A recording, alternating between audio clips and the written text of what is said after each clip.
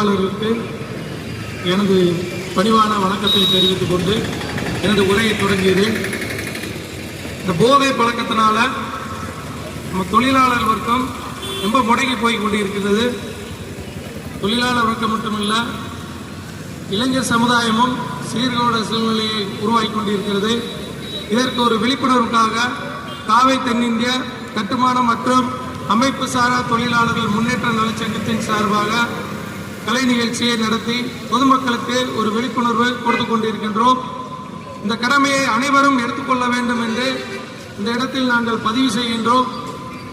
இந்த விழிப்புணர்வு நடத்துவதன் மூலமாக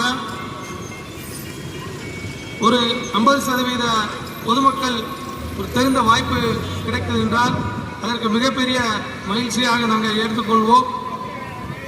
இன்னைக்கு கட்டட தொழிலாளர்லேருந்து அனைத்து கூலி தொழிலாளர் வரையும் பார்த்தீங்கன்னா இன்னைக்கு கவர்மெண்ட் சம்பளத்தை காட்டி அதிகமாயிடுச்சு. ஆனால் அந்த சம்பளத்தை வாங்கி எங்கே கொண்டு வரீங்க? மதுக்கடை கொண்டு வரீங்க. இந்த மதுக்கடையில் ஒரு 200லேருந்து ஒரு நாளைக்கு 300 வரையும் நீங்கள் செலவினம் பண்ணிட்டு வரீங்க. அந்த 200லேருந்து ஒரு 300 வரையும் செலவினம் பண்ணுற நேரத்தில் உங்கள் குடும்பத்தை நினச்சி பாருங்க.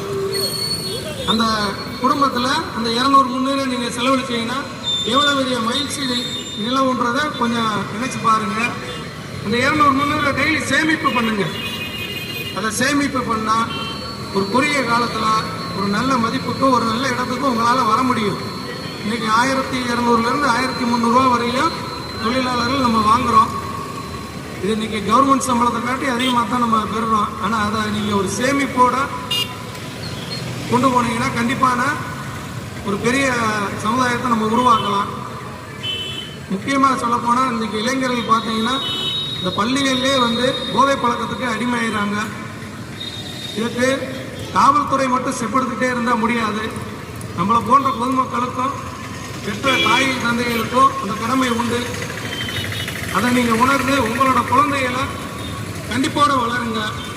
குழந்தைகளை கண்டிச்சா எது பண்ணிடுமோ, எது சூசைட் பண்ணிடுமோ, இந்த மாதிரி நீங்கள் விடுற பழக்கத்தினால உங்கள் பிள்ளை மட்டும் கிடையாது, உங்கள் பிள்ளைகளை வச்சு கூட இருக்க நண்பர்களுங்கிறதுனால ஒரு சமுதாயத்தை சீர்கேடாக மாற்றிக்கிட்டு இருக்காங்க.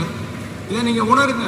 சிறு வயதிலே அந்த குழந்தைகளுக்கு ஒரு நல்லதை சொல்லி வளங்க, நல்ல ஒரு பண்பாட்டை சொல்லி வளங்க, நல்ல தேச தலைவர்கள் பற்றி படிங்க.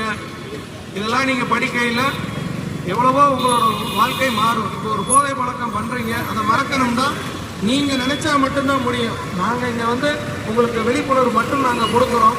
இதை நீங்கள் உள்வாங்கிட்டு மாலை நேரங்களில் அந்த போகிறதுக்கு உங்களுக்கு ஒரு மனம் தடுக்கும். அங்கே போகிறதுக்கு